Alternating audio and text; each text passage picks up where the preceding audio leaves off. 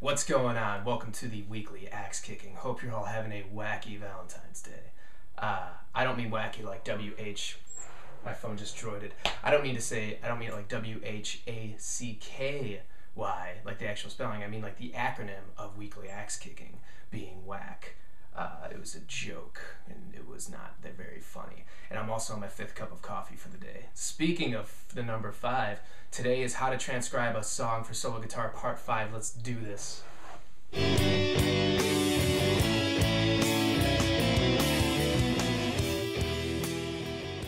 Alright, so we're gonna kind of zip through this. It's the last part of the song that we haven't done yet, and we're just gonna cover that part. Next week we'll do a full run through. Okay, so let's listen to the part. And once again, always start with chords. The chords are gonna be E, G, and A. And let's figure out the vocal melody. 8 days a week is not enough to show I care. Again, a lot more harmony, just to make things easier for now. Excuse me. Just to make things easier for now, we're going to take the top vocal melody and just do that. Okay? So it started with, we're going to listen to it one more time. See if I can get the right spot here. 8 days a week. Go back up. Here we go. 8 days a week. 8 days a week. E, E, F sharp, E, and that's going to be going over the E major chord. So fits perfectly once again. This has been a very painless song to do for this kind of concept. Now let's strum that in a way where I put a little more emphasis towards the higher strings to bring out that melody a little more. Let's do it with let's just use our fingers. Something like that. That wasn't very good. Whatever. We'll stay strumming for this week. Now, right after that, let's hear what we got vocally. It's not enough to I stopped it just before we went to the A chord. So, it's not enough to da-na-na-na. E natural to D, and then that just kind of repeats. Now, it actually starts on the is, which is the D, and that I think that might actually come during the E chord. Let's see here. Yeah, so we want to make sure we get in that note before we go into the G chord. And we could actually use that.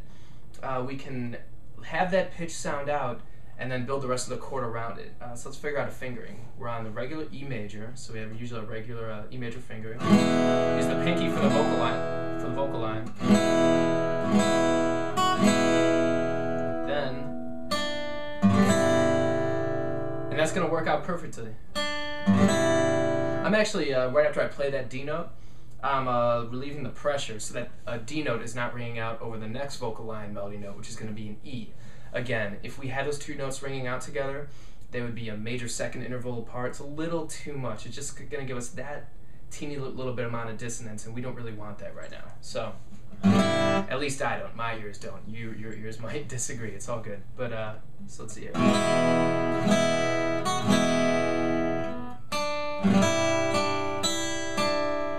We did this before during the verse, I think. We had that G chord, but an E natural note on top. Alright, so we're going to do it again. And after we strum that, we're going to just kind of go between the melody notes, E natural and D. Now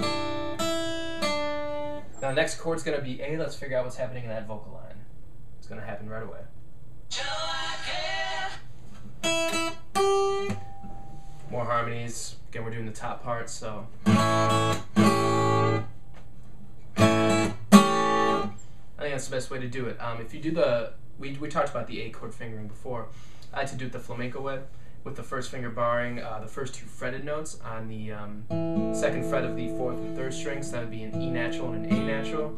And then your 2nd finger is going to go ahead and play the C sharp, 2nd fret of the B string of the 2nd string.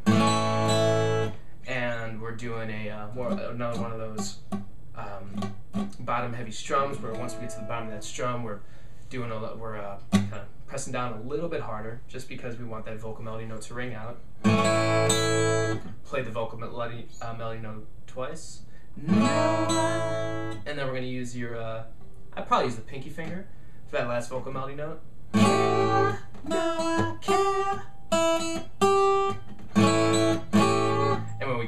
those parts we got.